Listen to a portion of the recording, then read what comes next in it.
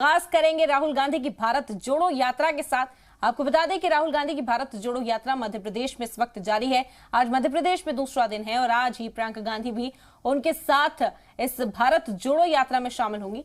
आपको बता दें कि कल ही दाखिल हुई है महाराष्ट्र से मध्य प्रदेश में ये यात्रा, जहां पर इस्तकबाल किया गया।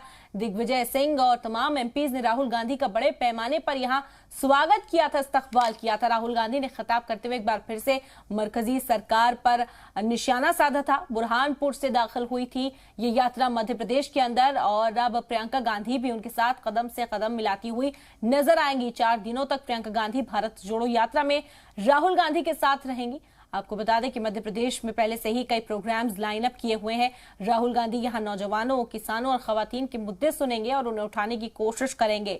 इसके अलावा वो उज्जैन भी जाएंगे, दर्शन करेंगे, दरगाह पर जाकर मत्था भी टेकते हुए राहुल गांधी नजर आएंगे। तो इस तरह के तमाम प्रोग्राम्स स्केड्यूल किए गए हैं। मध्य प्रदेश पहुंचने के बाद कल भी उन्होंने नौजवानों का मुद्दा उठाया था, नौजवानों से बातचीत कर रोजगार के जो मसाइल हैं उन्हें सुना था, खवातीन से उनके हुकूक की बात की थी खिताब के दौरान। और आज से ही एक बार फिर शुरू हुई है भारत जोड़ो यात्रा, मध्य प्रदेश में पहुंची है और इस वक्त मध्य प्रदेश में ही जारी है। 4 दिनों तक प्रियंका गांधी भी राहुल गांधी के साथ भारत जोड़ो यात्रा में नजर आएंगी।